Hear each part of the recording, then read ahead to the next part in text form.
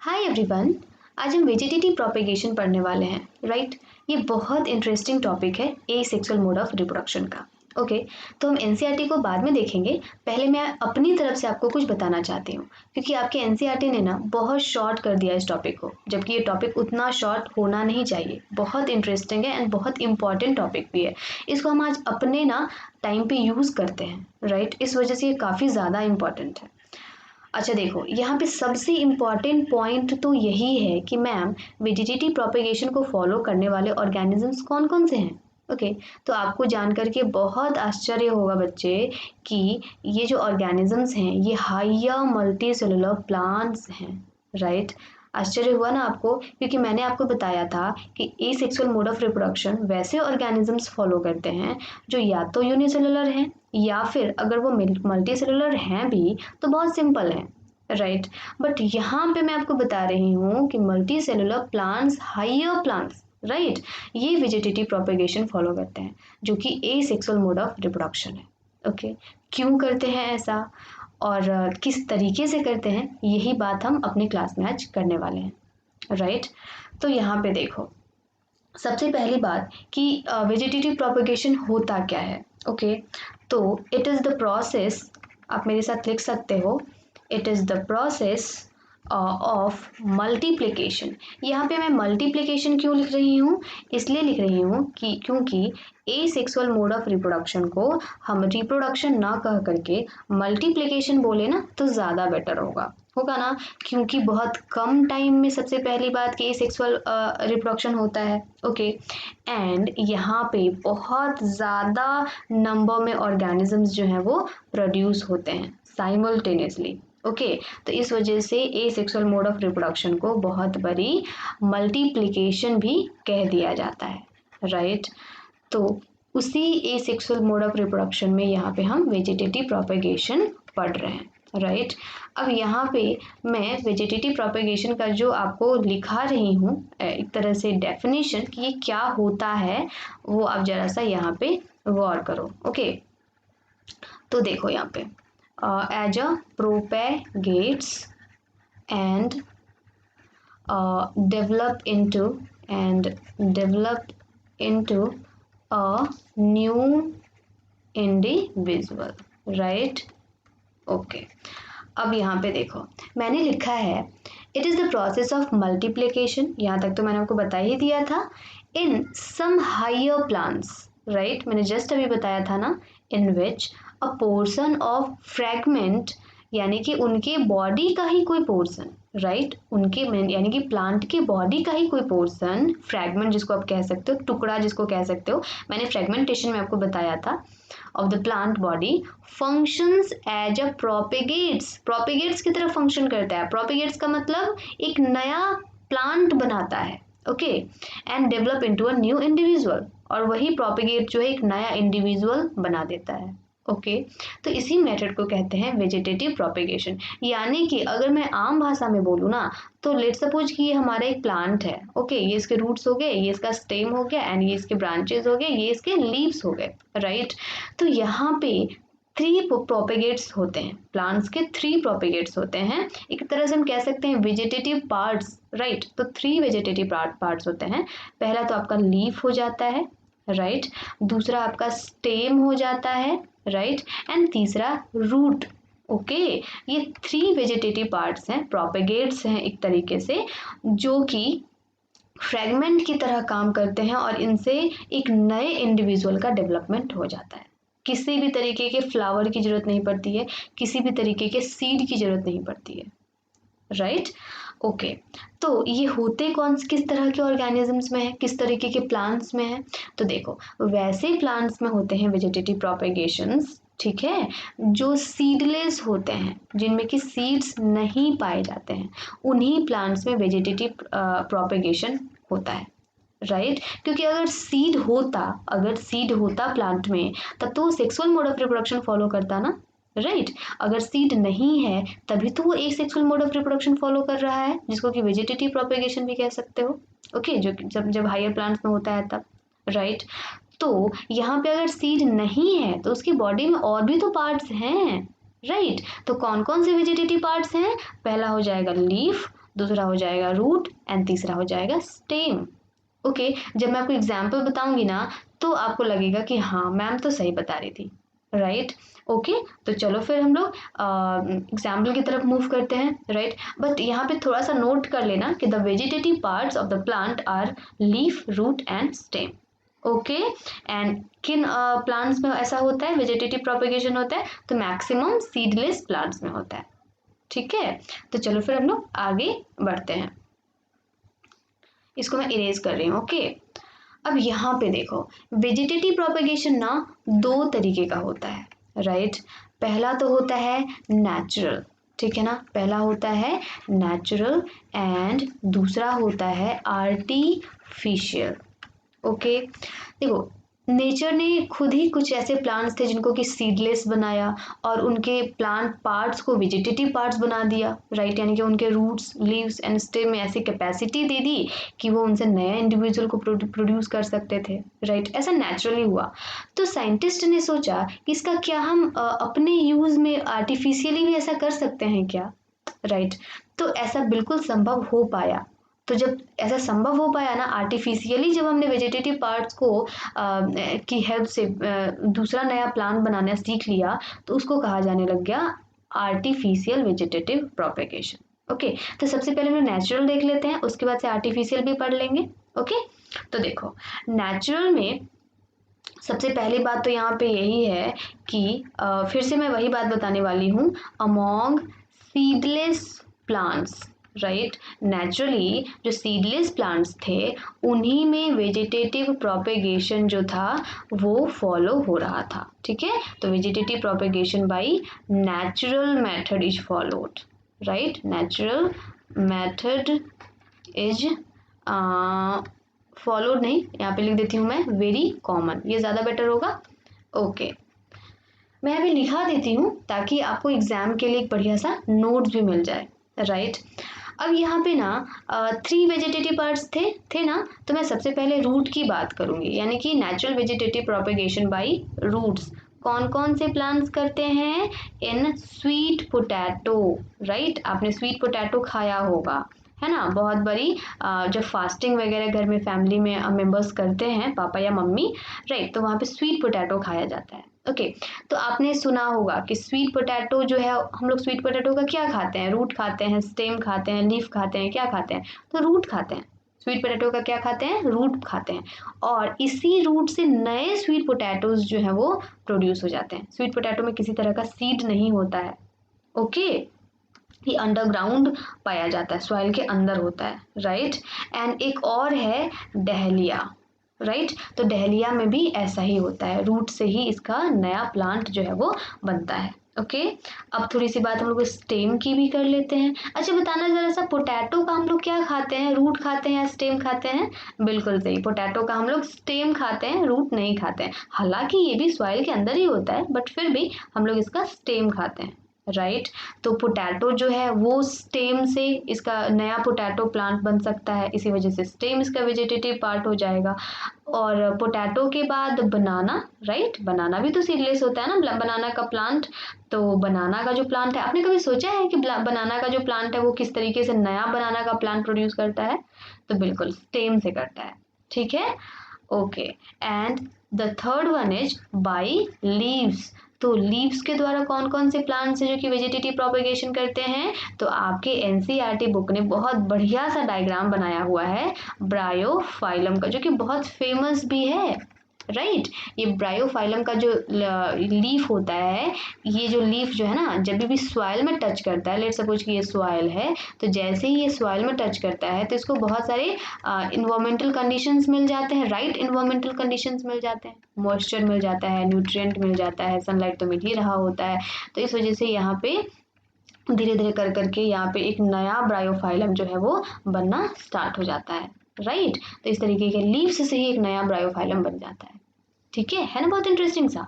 Okay, तो ये तीनों जो मेथड्स थे ना, ये नेचुरल वेजिटेटिव प्रोपेगेशन के थे, यानी कि नेचर ने ये बनाया था, वेजिटेटिव पार्ट्स दिए थे कुछ प्लांट्स को जिनके के पास सीड्स नहीं होते हैं। अभी जब सीड्स नहीं हैं तो कुछ तो देना पड़ेगा ना गॉड को, नहीं तो इनकी स्पीसीज ही खत्म हो जाएगी प्लांट्स की, राइट। आप समझ रहे हो ना, कॉमन सेंस की बात है जस्ट। अब आओ, अब तो हम तो ह्यूमन हैं, हम तो अपने फ़ायदे की बात सोचते हैं, तो हमने सोचा कि अगर नेचर ऐसा कर सकता है तो क्या हम भी ऐसा कर सकते हैं क्या? बिल्कुल कर सकते हैं, और साइंटिस्ट ने करके दिखाया भी। ठीक है, इन्हीं वेजिटेटिव पार्ट्स से हमने लेबोरेटरी में प्लांट्स उगाए। राइट, इन्हीं वेजिटेटिव पार्ट्स की हेल्प से हमने लेबोरेटरी में प्लांट्स उगाए, और उस मेथड को कहा गया आर्टिफिशियल वेजिटेटिव प्रोपेगेशन। ठीक है ना? तो चलो फिर आर्टिफिशियल वेजिटेटिव प्रोपेगेशन हम पढ़ लेते हैं, इसको मैं इरेज कर रही हूँ। राइट, अब यहाँ पे देखो, आर्टिफिशियल वेजिटेटिव प्रोपेगेशन जब हम पढ़ेंगे तो इसमें भी बहुत सारे आपको मेथड्स मिल जाएंगे। ओके, 3 मेथड जो है वो बहुत कॉमन है। ठीक है, तो ये 3 मेथड्स कौन कौन से हैं बेटा? पहला तो है कटिंग, आपने सुना भी होगा। ठीक है ना? मेरे घर तो बाहर के साइड में एक गार्डन है जिसमें कि हमारे दादाजी, हमारे पापा जी ऐसा करते थे। तो जब मैं छोटी थी ना, आपके एज की थी ना, तो मेरे पापा ने ये सब करके मेरे को दिखाया था। राइट, अब यहाँ पे देखो, कटिंग में आपने देखा होगा गांव में शुगर केन की खेती होती है ना? बिहार यूपी में तो ज़्यादा ही होती है। तो आप में से जो स्टूडेंट्स बिहार या यूपी के हैं उन्होंने देखा होगा शुगर केन की खेती जो होती है ना, वो कटिंग मेथड से ही होती है। क्या होता है ना कि मान लो कि ये पूरा का पूरा फील्ड है, राइट, एंड ये शुगर केन है। ठीक है, तो क्या होता है कि शुगर केन को जब कट किया जाता है ना, तो पूरा का पूरा शुगर केन उखाड़ा नहीं जाता है, यहाँ पे इसको इस तरीके से कट कर दिया जाता है। राइट, एंड ये जो नीचे का जो शुगर केन बच जाता है, ओके, इस पार्ट को या फिर ऊपर वाला जो शुगर केन बचता है उस पार्ट को मतलब हटा करके, काट करके नए जगह इसको डाल दिया जाता है सॉइल में। ओके, तो कुछ समय के बाद से देखा जाता है कि इसमें नया शुगर केन जो है वो प्रोड्यूस हो जाता है। ओके, इसकी लेंथ जो है वो बढ़ती फिर चली जाती है, नया न्यू प्लांट बन जाता है शुगर केन का, क्योंकि आपको पता है ना कि शुगर केन में सीड्स वगैरह नहीं होते हैं। ओके, चलिए, तो यहाँ पे शुगर केन हो गया। अच्छा, शुगर केन तो चलो फिर भी ठीक है, रोज तो आपके गार्डन में होगा भी, है ना? तो रोज में आपने देखा होगा, रोज में हम क्या करते हैं, रोज का जो प्लांट उगाना होता है तो हमने फ्रेंड के यहाँ जाते हैं और देखते हैं कि उसका रोज बहुत खूबसूरत है, तो हम कहते हैं कि भाई मेरे को इसका थोड़ा सा पार्ट दे दो, थोड़ा सा स्टेम दे दो। राइट, तो वो क्या करता है आपका फ्रेंड, ये थोड़ा सा स्टेम काट देता है एंड ये ऊपर वाला आपको दे देता है। आप इस ऊपर वाले को क्या करते हो, ऊपर वाले पार्ट को जाके सॉइल में लगा देते हो। राइट, तो थोड़े दिनों के बाद से इसमें थोड़े थोड़े हल्के हल्के बर्ड्स दिखाई देने लग जाते हैं, एंड उसके बाद कुछ दिनों के बाद से यहाँ पे ब्रांचेस दिखने लगते हैं और यहाँ पे लीव्स भी आपको दिखने लग जाते हैं। ओके, इसके बाद से महीने 2 महीने के बाद से अच्छा खासा रोज का प्लांट बन जाता है। ऐसा ही होता है क्या? तो इसको बोला जाता है कटिंग प्रोसेस। क्या बोला जाता है? Cutting process. ओके, चलिए अब हम लोग सेकेंड प्रोसेस यहाँ पे देख लेते हैं जिसका नाम है ग्राफ्टिंग। ओके, ग्राफ्टिंग किस में होता है? तो ग्राफ्टिंग के लिए बहुत फेमस है मैंगो। क्यों? क्योंकि मैंगो के बहुत सारे स्पीसीज पाए जाते हैं, आपको पता है ना?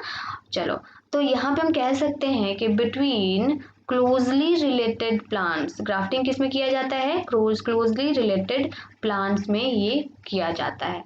ओके, चलो, और अच्छा, ग्राफ्टिंग में पता है क्या करते हैं? ग्राफ्टिंग में ना एक यहाँ पे ये स्टेम है, राइट, एंड दूसरा यहाँ पे स्टेम है, दोनों अलग अलग मैंगो ट्री के हैं, और दोनों स्टेम को ना अटैच कर दिया जाता है, जोड़ दिया जाता है। जैसे देखो यहाँ पे एक ये हो गया इस तरीके का, एंड दूसरा जो है इस तरीके का ये स्टेम होता है, इसको कट करके इसको यहाँ पे इस तरीके से जोड़ दिया जाता है, एंड इसको बांध दिया जाता है मिट्टी से। ठीक है ना? मिट्टी और पुआल होता है ना, उसको इससे बांध दिया जाता है। तो बांधने के बाद से कुछ दिनों के, अच्छा, बांध करके क्या किया जाता है ना, इसको सॉइल से ढक दिया जाता है। ठीक है ना? इस तरीके से सॉइल से इसको ढक दिया जाता है। राइट, तो इसमें से नया एक प्लांट निकलता है मैंगो का ट्री। इनमें की दोनों की क्वालिटीज होती हैं, इसकी भी होती हैं एंड इसकी भी होती हैं। इस तरीके से इसको ग्राफ्टिंग कहते हैं।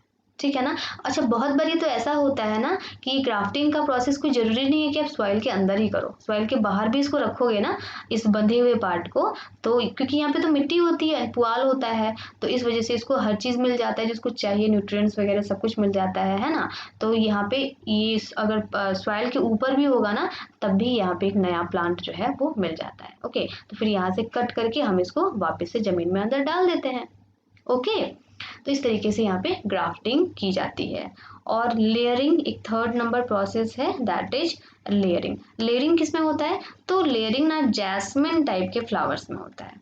राइट, इसमें भी वही चीज़ है, लेयरिंग में भी मान लो कि यहाँ पे जैस्मिन का फ्लावर है या इसकी जो ब्रांचेस है, ठीक है ना, तो ये ब्रांचेस काफ़ी लंबी लंबी होती हैं, ठीक है ना, तो लचीली भी होती हैं। तो इन ब्रांचेस को क्या किया जाता है ना, अच्छा इसमें नींबू भी आ जाएगा, जैस्मिन या फिर लेमन भी आ जाएगा, लेमन में भी ऐसा किया जाता है क्योंकि लेमन की भी जो डालियाँ होती हैं ना वो काफ़ी लंबी होती हैं। तो इसको क्या किया जाता है ना, ये सॉइल के अंदर डाल दिया जाता है इस तरीके से, है ना, कोई डाली अगर लंबी है तो ब्रांच, एंड उसको क्या किया जाता है सॉइल के अंदर बस डाल करके इसको मिट्टी से इस तरीके से ढक दिया जाता है, ठीक है। तो कुछ दिनों के बाद से है ना यहीं से एक नया प्लांट उग जाता है ना, उसके बाद से यहाँ से इसको कट कर दिया जाता है, ठीक है ना। तो ये अलग प्लांट है जो कि पेरेंट प्लांट था, एंड ये नया प्लांट बन गया जो कि आपने लेयरिंग करके बनाया। ओके, तो इस तरीके से लेयरिंग का प्रोसेस किया जाता है। आप घर पे खुद से भी ट्राई कर सकते हो, मैंने नींबू के प्लांट में ट्राई किया था, मेरे पापा ने एक्चुअली करवाया था, एंड रोज़ के प्लांट में भी मैं कर चुकी हूँ। ओके, तो मैंने रोज़ एंड नींबू के प्लांट में ऐसा करके खुद देखा भी है, और शुगर केन खुद तो नहीं देखा बट मैंने सुना है, राइट। तो आप भी ऐसा मम्मी पापा दादा दादी से पूछ सकते हो, या फिर आप खुद करके भी देख सकते हो, राइट। अब तुम सोचो कि ये जो प्रोसेसेस हैं आर्टिफिशियल वेजिटेटिव प्रोपेगेशन के, यहाँ पे पार्ट्स तो वही यूज़ किए जा रहे हैं, कौन कौन से पार्ट्स, तो leaf, stem and root. Okay, but इसको हम अपनी मर्जी से जब चाहे तब नया प्लांट्स जो है वो उगा सकते हैं, ऐसा ही है क्या? जी हाँ, बिल्कुल। तो इस वजह से हम कह सकते हैं कि वेजिटेटिव प्रोपेगेशन के बहुत सारे बेनिफिट्स हैं बेटा, ठीक है ना, बहुत सारे बेनिफिट्स हैं। अगर बेनिफिट्स नहीं होते तो क्या साइंटिस्ट इस पे इतना मेहनत करते क्या? और आज आपको पता है ये रोज़ का जो प्लांट था, इतने सारे वेराइटीज़ रोज़ के प्लांट के, तो ब्लैक रोज़ भी आ गया, आपको पता है ना, ब्लैक रोज़, ग्रीन रोज़, फिर पिंक में भी बहुत सारे कलर्स हैं, रेड में भी बहुत सारे कलर्स आ गए हैं, है ना। आप अच्छे खासे गार्डन में जाओगे ना, वहाँ पे आपको ये सारे के सारे रोजेस देखने मिल जाएंगे, राइट। तो अच्छा, बहुत बारी तो हम लोग डेकोरेशन के लिए भी इसको एज एन ऑर्नामेंटल प्लांट खरीद करके लाते हैं, है ना। ऑर्नामेंटल प्लांट का मतलब होता है कि जो जो ऐसे प्लांट्स जो कि डेकोरेशन के लिए यूज़ किए जाते हैं, ठीक है ना, जैसे उसमें मैक्सिमम फ्लावर्स होते हैं या लीफ वाले प्लांट होते हैं, जैसे मनी प्लांट वगैरह सब हो जाएगा, ठीक है ना। तो खासकर हम लोग आर्टिफिशियल वेजिटेटिव प्रोपेगेशन ना इन्हीं सब डेकोरेटिव प्लांट्स में ही यूज़ करते हैं। ओके, चलो फिर अब मैं आपको बताती हूँ कि बेनिफिट्स क्या क्या हैं वेजिटेटिव प्रोपेगेशन के, जो कि बहुत इंटरेस्टिंग होने वाला है। मैं इसको इरेज कर रही हूँ। ओके, तो देखो, सबसे पहला जो बेनिफिट है मैं यहाँ पे लिख देती हूँ बेनिफिट्स, ठीक है। आप खुद भी कर सकते हो ना, तो आपको पता होना चाहिए ना कि बेनिफिट्स क्या क्या होते हैं।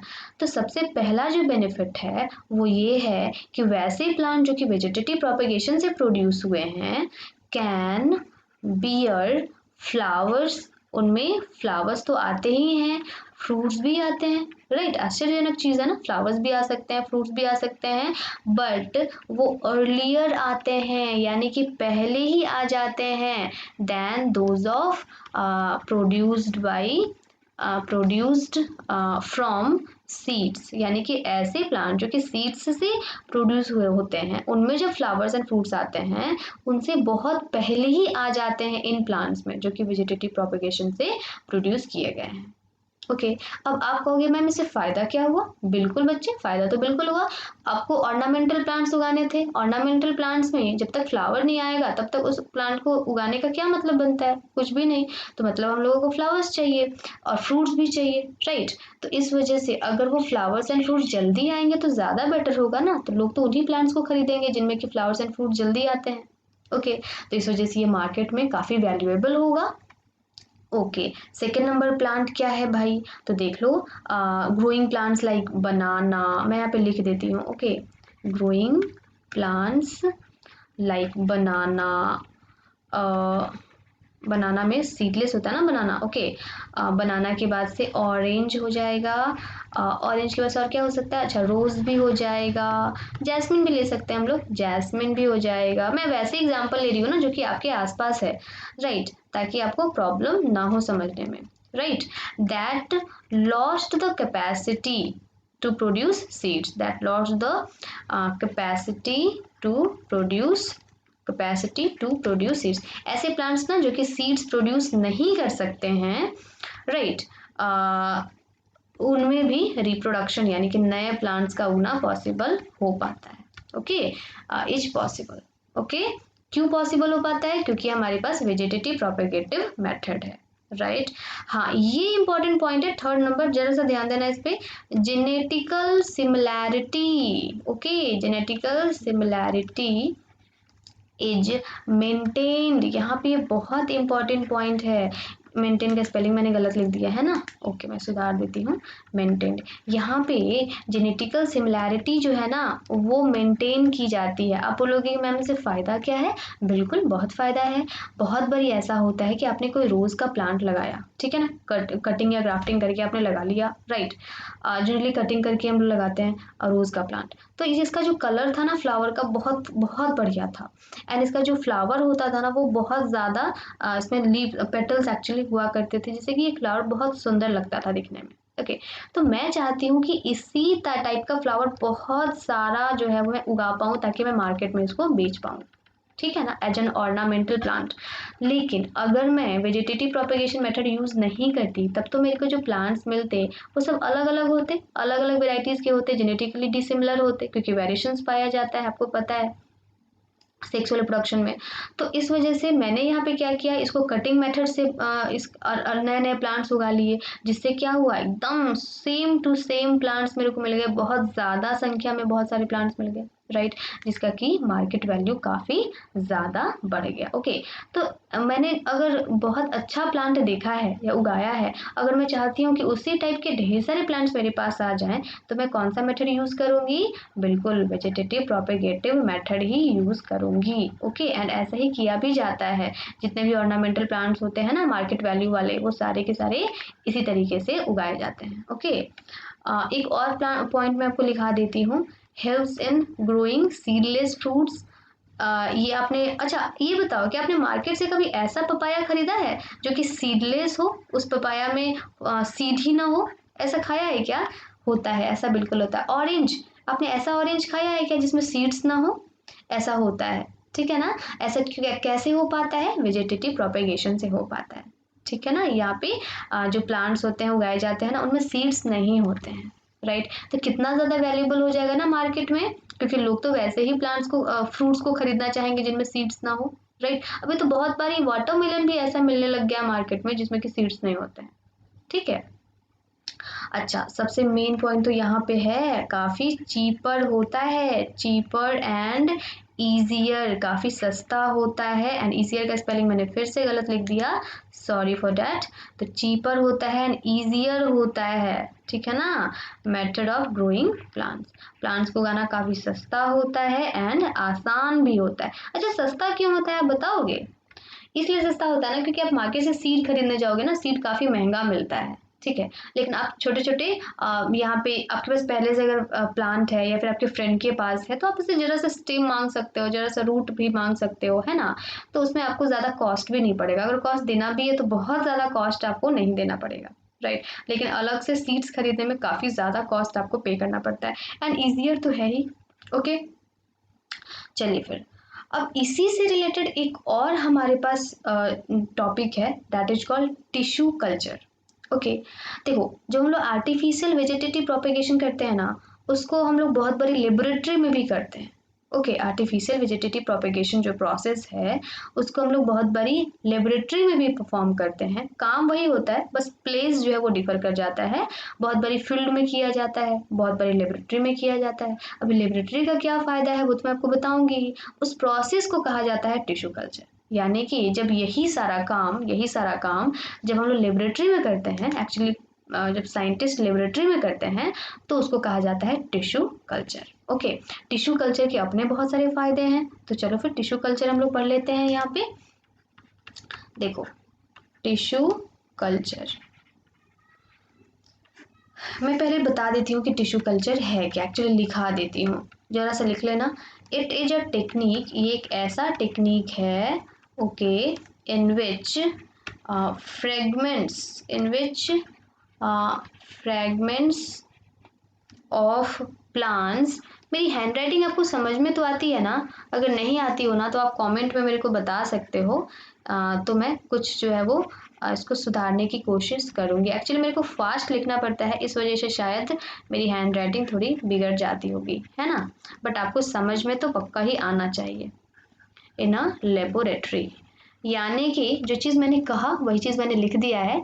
Tissue culture is a technique in which fragments of plants का क्या मतलब हुआ, या तो लीफ या फिर स्टेम या फिर root, right, are cultured and grown in laboratory. ठीक है ना, इसको लेबोरेटरी में हम लोग ग्रोन करते हैं, तो इसी वजह से इसको कहा जाता है टिश्यू कल्चर। अच्छा, पता है इसको ना एक और नाम से भी जाना जाता है, यहाँ पे मैं लिख दूँ, it is also known as, आपको पता है कौन से नाम से जाना जाता है, एक बार गेस करना जरा सा। It is also known as micro propagation. Okay, बहुत बारी एग्जाम में आता है, इस वजह से मैं इसको लिख देती हूँ, ठीक है। माइक्रो प्रोपे आपके एनसीईआरटी ने नहीं लिखा है, बट फिर भी मैं इसको लिख देती हूँ। मे बी लिखा हो, मेरे को याद नहीं है, शायद नहीं लिखा है, ठीक है। It is also known as micro propagation because, ऐसा क्यों कहा जाता है, because small amount of plant material is used, right, small amount of plant, part लिख दूं, मटेरियल अच्छा नहीं लग रहा है ना, प्लांट पार्ट इज यूज।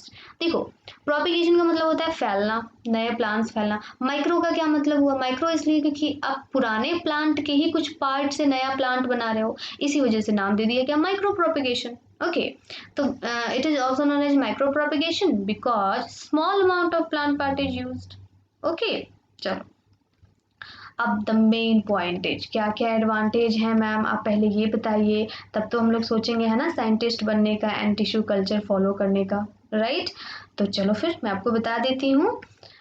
एक ब्रांच है ना, आप आगे जाओगे अगर बायोलॉजी आप लोगे ना, तो उसमें एक ब्रांच होता है एग्रीकल्चर। ओके, तो उस एग्रीकल्चर वगैरह में आपको ये सारी की सारी चीज़ें जो है वो बताई जाएंगी, ठीक है। आप उसको उस सब्जेक्ट को अगर आप अडॉप्ट करते हो तो आपको ये सारी चीज़ें पढ़नी होती हैं, ठीक है। एंड आप साइंटिस्ट बन सकते हो, बहुत सारे अलग अलग वेराइटीज़ प्रोड्यूस कर सकते हो। एंड आपको तो पता है कि बहुत सारे ऐसे प्लांट्स बनाए जा रहे हैं जिसको किसी स्पेस में ले जाया जा सके, किसी अदर ग्रह पे ले जाया जा सके, प्लानट पे, है ना, अदर प्लैनेट्स पे हम लोग जाने की तैयारी कर रहे हैं, तो वहाँ पे प्लांट भी तो होने चाहिए ना, ठीक है। तो इसका बहुत अच्छा खासा स्कोप है, अगर आपको इंटरेस्ट है ना तो आप अभी से बुक्स पढ़ो, तो आप आगे जा करके बहुत अच्छा काम कर सकते हो। ओके, तो देखो सबसे पहला एडवांटेज तो ये है टिश्यू कल्चर का, it is very fast technique, it is a very fast technique, ये बहुत फास्ट टेक्निक होता है, ठीक है ना। ओके, यहाँ पे मैं इसको इरेज कर देती हूँ। फास्ट तो मैंने आपको बताया ही ना, जो आर्टिफिशियल वेजिटेटिव प्रोपेगेशन है ना, वही चीज़ अगर लेबोरेटरी में होती है तो उसको टिश्यू कल्चर बोलते हैं, ठीक है। तो लगभग जो एडवांटेजेस हैं वो सिमिलर ही होंगे, ठीक है ना, बट फिर भी मैंने यहाँ पे शॉर्ट करके लिखा दिया है। तो ये जो टेक्निक है बहुत ज़्यादा फास्ट होता है, मैंने वहाँ पे भी लिखाया था, फ्लावर्स फ्रूट्स जो हैं वो बहुत जल्दी आ जाते हैं, राइट। उसके बाद से हाँ, ये वाला जो है वो मैंने वहाँ पे नहीं लिखाया था, प्लांट्स आर डिजीज फ्री। देखो ये एक प्लस पॉइंट है, पता है अगर तुम आर्टिफिशियल वेजिटेटिव प्रोपेगेशन फील्ड में कर रहे हो ना, तो वहाँ पे गारंटी नहीं है कि सारे के सारे प्लांट जो है वो डिजीज फ्री होंगे, ठीक है ना। बट अगर आप लेबोरेटरी में ये काम कर रहे हो ना, तो यहाँ पे गारंटी है कि सारे के सारे डिजीज फ्री प्लांट होंगे, इस वजह से क्योंकि मान लो कि आपका लेबोरेटरी है एंड यहाँ पे आप जो है इसी सुटेबल कंडीशन में प्लांट को उगा रहे हो। ओके, तो यहाँ पे क्या होता है ना कि देखा जाता है कि जो प्लांट अच्छे नहीं हैं, उनके स्टेम अगर वीक हैं, उनके लीव्स जो है वो मुरझाई हुई हैं, येलो कलर की हैं, ओके, ऐसा लग रहा है कि जैसे कि वो अच्छे खासे नहीं होने वाली हैं, तो उनको उखाड़ करके फेंक दिया जाता है और वहाँ पे उन्हीं प्लांट्स को उगाया जाता है जो कि हेल्दी होते हैं, राइट। तो इसी वजह से जितने भी प्लांट्स होते हैं वो सारे के सारे ऑटोमेटिकली डिजीज फ्री हो जाते हैं एंड फिर इन्हीं के पार्ट से नया प्लांट जो है वो फिर से दूसरे लेबोरेटरी में उगाया जाता है, ठीक है ना। तो ये जो प्लांट्स होंगे ऑब्वियसली और ज़्यादा डिजीज फ्री हो जाएंगे, ठीक है ना। तो इस तरीके से ये जो टिश्यू कल्चर में उगाए जाने वाले जो प्लांट्स होते हैं वो काफ़ी ज़्यादा डिजीज फ्री होते हैं। और वैसे भी अगर आप ऑर्नामेंटल प्लांट्स खरीदते हो अपने घर को डेकोरेट करने के लिए एंड वहाँ पे जो लीव्स होंगे वो मुरझाई होंगी, येलो कलर की होंगी, या फिर फ्लावर ही अच्छा नहीं होगा, तो आप उसको खरीदोगे क्या मार्केट से, नहीं खरीदोगे ना। तो इस वजह से काफ़ी इंपॉर्टेंट है ये कि डिजीज फ्री प्लांट्स तो होने ही चाहिए, राइट। अच्छा, उसके बाद से एक और देखो मैं आपको बताती हूँ, tissue culture can grow plants, ये भी इम्पॉर्टेंट है, बहुत इम्पॉर्टेंट है, राउंड द ईयर, यानी कि पूरे साल भर आप प्लांट्स को उगा सकते हो, ठीक है ना। इरेस्पेक्टिव ऑफ वेदर और सीजन, ठीक है, इरेस्पेक्टिव ऑफ वेदर और सीजन, किसी भी तरह का वेदर हो, किसी भी तरह का सीजन हो, आप प्लांट्स को उगा सकते हो। आपने देखा होगा बहुत सारे ऐसे प्लांट्स हैं अभी अभी के टाइम पे जो कि हर सीजन में मिलते हैं, है ना, पहले ऐसा नहीं था। बट अभी जैसे जैसे हम लोग एडवांसमेंट की तरफ बढ़ रहे हैं वैसे वैसे है कि हर प्लांट जो है हर सीजन में आपको मिल जाता है। क्यों मिलता है? टिश्यू कल्चर की वजह से, ठीक है ना। एंड अब तो वैसे प्लांट्स का भी टिश्यू कल्चर में यूज होने लग गया है जो कि सीड वाले होते हैं, जिनमें सीड होता है, ठीक है ना। चलिए अब हम लोग एक और पॉइंट बच गया है उसको भी पढ़ ही लेते हैं। मैं इसको इरेज कर देती हूँ, ओके, क्योंकि वहाँ पे नीचे स्पेस नहीं है तो मैं वहाँ लिख नहीं पाऊंगी। एक और लास्ट पॉइंट है कि बहुत कम स्पेस जो है चाहिए होता है टिश्यू कल्चर में, बहुत कम स्पेस चाहिए होता है प्लांट को उगाने के लिए, ओके। तो यहाँ पे 4 नंबर पॉइंट में लिख दूंगी वेरी लिटिल। आपने देखा है क्या टिश्यू कल्चर लेबोरेटरी में जो होता है जहाँ पे टिश्यू कल्चर उगाया जाता है? पता है बहुत सारे हॉलीवुड मूवीज में ये सब दिखाया जाता है, ओके। तो आपने हॉलीवुड मूवीज अगर देखा होगा तो आपको ये चीज़ें पता होंगी, ठीक है ना। तो वहाँ पे बहुत कम स्पेस में ही बहुत सारे प्लांट को उगाया जाता है एंड फिर उस प्लांट्स को जब वो प्लांट कुछ बड़े हो जाते हैं तो उनको मार्केट में जा करके बेच दिया जाता है, ओके। तो very little space is needed for developing new plants and बहुत कॉस्टली होते हैं ये सारे के सारे प्लांट्स, ठीक है। ऑब्वियसली ऑर्नामेंटल है तो कॉस्टली तो होंगे ही, राइट। तो बस ये था मेरी तरफ से जो कि मेरे को आपको बताना था। ये सारी की सारी बातें एनसीईआरटी से ही ली गई हैं बट एनसीईआरटी ने बहुत शॉर्ट में बताया था जिससे कि मैं आपको अच्छे तरीके से एक्सप्लेन नहीं कर पाती, इस वजह से मैंने अपनी तरफ से आपको ये सारी चीज़ें बता दी। बट एनसीईआरटी को हम लोग छोड़ तो नहीं सकते ना, तो एनसीईआरटी को भी चलो एक बारी देख लेते हैं एनसीईआरटी ने क्या बताया है। देखो यहाँ पे there are many plants in which parts like root, stem, leaves develop into new plants under appropriate conditions। मैंने आपको बताया ना कि कुछ ऐसे प्लांट्स होते हैं जिनमें कि सीड्स नहीं होते हैं, तो भाई नेचर ने कहा कि आपको सीड हम नहीं दे रहे हैं तो कुछ ऐसे पार्ट्स दे देते हैं जो कि वेजिटेटिव पार्ट्स कहलाएंगे, जिनसे कि आप नए प्लांट्स को उगा सकते हो। तो वेजिटेटिव पार्ट्स क्या थे? रूट, स्टेम एंड लीव्स, ठीक है। अनलाइक इन मोस्ट एनिमल्स, लेकिन ऐसा एनिमल्स में नहीं होता है, प्लांट्स में ही होता है सिर्फ, ठीक है ना। Plants can Indeed use such a mode of reproduction, right. यहाँ पे ऐसा बिल्कुल नहीं है कि कोई एनिमल है, इसका सर है, इस सर से कोई नया एनिमल बन जाए, यहाँ पे इसका जो धड़ है इससे कोई नया एनिमल बन जाए, इसका हाथ जो है इससे कोई नया एनिमल बन जाए, ऐसा बिल्कुल नहीं होता है, ओके। चलिए this property of vegetative propagation is used in methods such as layering। अब देखो यहाँ पे इसने डायरेक्टली नेचुरल वे से आर्टिफिशियल वे में जंप कर दिया है ना, यहाँ तक तो इसने नेचुरल वे बताया था, ठीक है। अब यहाँ से आर्टिफिशियल वे बताना स्टार्ट कर दिया। तो यहाँ पे ये कह रहा है कि इन सारी प्रॉपर्टीज को हम लोग आर्टिफिशियली भी यूज कर सकते हैं, जैसे कि लेयरिंग में, ग्राफ्टिंग में, okay, to grow many plants like sugar cane, rose, grapes for agricultural processes. मैंने तो आपको बताया ना ये सब, okay. Plants raised by vegetative propagation, यानी कि वैसे प्लांट जो कि वेजिटेटिव प्रोपेगेशन से पैदा किए जाते हैं, can bear flowers and fruits earlier than those produce from seeds. ये चीज़ तो मैंने आपको लिखाई थी ना, हाँ मैंने एनसीईआरटी से ही इसको लिया था, ओके। चलिए such methods also make possible the propagation of plants such as banana, orange, rose, jasmine that have lost the capacity to produce seeds। यानी कि हम लोग इस मेथड से ऐसे भी प्लांट को ग्रो कर सकते हैं जिनमें कि सीड्स नहीं होते हैं। ये चीज़ मैंने भी आपको वहाँ बताई थी। Another advantage of vegetative propagation is that all plants produced are genetically similar। ये भी मैंने आपको बताया था, ओके। तो मैं आपको वापस से रिपीट नहीं करना चाहूँगी क्योंकि आपका टाइम वेस्ट होगा। Enough to parent plant to have all its characters, यानी कि वेजिटेटिव प्रोपेगेशन के थ्रू हम लोग एकदम जस्ट हूबहू प्लांट को पैदा कर सकते हैं, ओके। यहाँ पर एक एक्टिविटी आपको बताया हुआ है पोटैटो का, ठीक है ना। पोटैटो से हम लोग पोटैटो के स्टेम से हम लोग नया पोटैटो कैसे बना सकते हैं, ठीक है। तो आप इस एक्टिविटी को घर पे करके देखना, बहुत अच्छी एक्टिविटी है, ठीक है ना। अब हम लोग थोड़ा सा यहाँ पे पॉइंट है उसको पढ़ लेते हैं। Similarly, birds produced in the notches along the leaf margin of bryophyllum fall on the soil and develop into new plants. देखो यहाँ पे जो ब्रायोफाइलम का लीफ है, अगर ये सॉइल में टच कर रहा है तो सॉइल में तो न्यूट्रिएंट्स भी हैं, सब कुछ है, तो यहाँ पे नए बर्ड्स जो है वो नया प्लांट प्रोड्यूस कर देते हैं, जैसे कि ब्रायोफाइलम का प्लांट।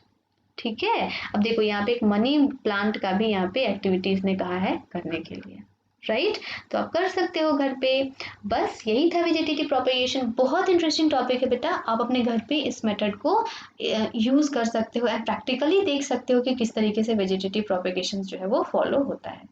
ओके, तो बस इतना ही था आपका एसेक्सुअल मोड ऑफ रिप्रोडक्शन। यहाँ पे हमने देखा, मैं जरा सा आपको समरी बता देती हूँ। यहाँ पे हमने देखा सबसे पहले तो फिजन, राइट? फिजन ऐसे ऑर्गेनिज्म में हो रहा था जो कि यूनिसेलुलर थे, राइट? और ये दो तरीके से हो रहा था।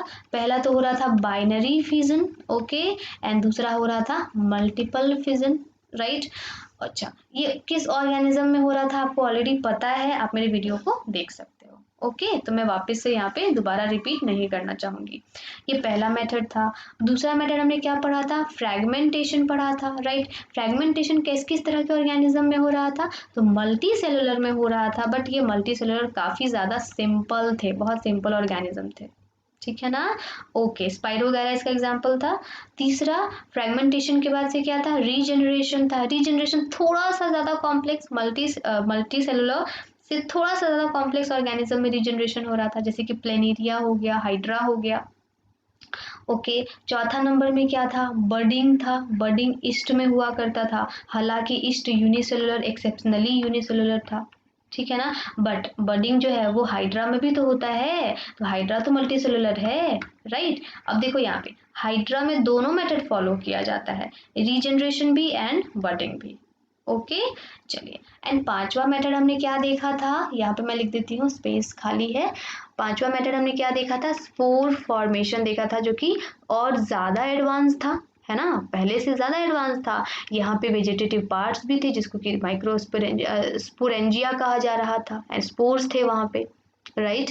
तो यहाँ पे ये राइजोपस जो है, इसका एग्जाम्पल हमने पढ़ा था, राइट? ये सब के सब आपको पहले के वीडियोज़ में मिल जाएंगे, राइट? मैं डिस्क्रिप्शन बॉक्स में लिंक डाल दूंगी, आप वहाँ से देख सकते हो, राइट?